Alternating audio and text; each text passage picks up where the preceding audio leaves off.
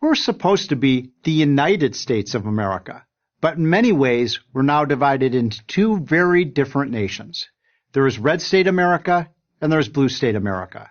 The red states favor conservative, small government, free market policies, low taxes, light regulation, tough on crime policing, and worker freedom.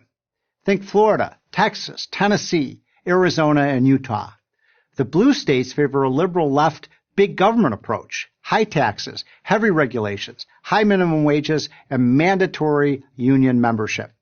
Think New York, New Jersey, Connecticut, Massachusetts, Illinois, Oregon, and of course, California. Progressives like to argue that their big government, high tax policies are economically superior and thus better for the poor, minorities, and working class Americans than those of red states. Conservative policies, progressives contend, are culturally backward and tilted to benefit the rich. Let's test this thesis by comparing three of the largest red states, Florida, Texas, and Tennessee, with three of the largest blue states, California, New York, and Illinois. If progressive policies really work, then Americans should be rushing to get into the blue states. But just the opposite is happening. Americans are packing up their U-Hauls and heading to the red states. According to the New York Times in August 2020, so many people wanted to leave New York City that moving companies were turning away business. They just couldn't handle the demand. This exodus may be accelerating, but it's not new. Over the last decade, the three big blue states each lost an average of 1 million people to other states, while the three big red states gained almost 1 million from other states. Makes perfect sense. Americans like freedom. Small government means more freedom, and freedom means opportunity. Let's say you're looking for a job. Over the last decade, Florida, Texas, and Tennessee have gained twice as many jobs as the progressive states. Not only that, but your money goes further in red states.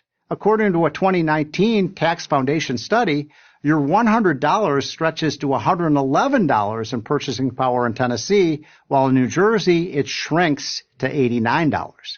If you're a big corporation or a small company looking for a business-friendly environment, affordable housing, or maybe just a better quality of life, where are you going to go?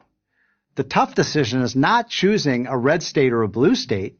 The tough decision is which red state to move to. Progressives like to say that this isn't about economics, it's about weather. The red states tend to be in the south and southwest where the weather is warmer. But that doesn't explain why so many people are leaving California, which has the best weather in the country. So what does explain the migration from blue states? Start with taxes. The two most populous blue states, California and New York, have the highest tax rates in America, while the two most populous red states, Texas and Florida, have no income tax at all. When taxes get too high, people move to where taxes are lower. The problem for the high tax states is that these people take their money, their ambition, and their employees with them. Then there is crime. Do blue cities do better than red cities? The answer, of course, is no. Of the 20 cities with the highest murder rates, 18 are run by left-leaning Democrats, and for the most part have been for decades. And these cities aren't getting safer, they're getting more dangerous. A good chunk of Minneapolis was burned to the ground as a result of riots following the death of George Floyd. Portland had over 90 consecutive nights of rioting, not peaceful protests, rioting. Seattle allowed an entire section of the city to declare itself an autonomous zone, a first in American history. Progressive governors, progressive mayors, progressive police chiefs run all of these cities and states. Ask any resident of Los Angeles or San Francisco about the rise in homelessness, and you'll get a litany of horror stories. Both cities, of course, have a long history of progressive mayors. How about keeping us healthy and safe? Surely the progressive states with their strict lockdowns did a better job saving lives from the coronavirus. Nope. Adjusted for population, as a resident of New York, New Jersey, or Illinois, you are 3, 4, or even 5 times more likely to die of the virus than if you lived in a red state like Florida, Texas, Georgia, Utah, or Arizona. Progressives and liberal Democrats may mean well. They certainly talk a lot about how much they care about the poor, minorities, and the working class. Yet somehow it's always the poor, minorities, and the working class who pay the price for their bad policies. That's why those who can move do move.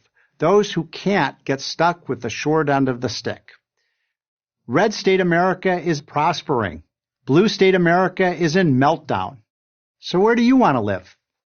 I'm Stephen Moore, economist at Freedom Works for Prager University. Thank you for watching this video. To keep PragerU videos free, please consider making a tax-deductible donation.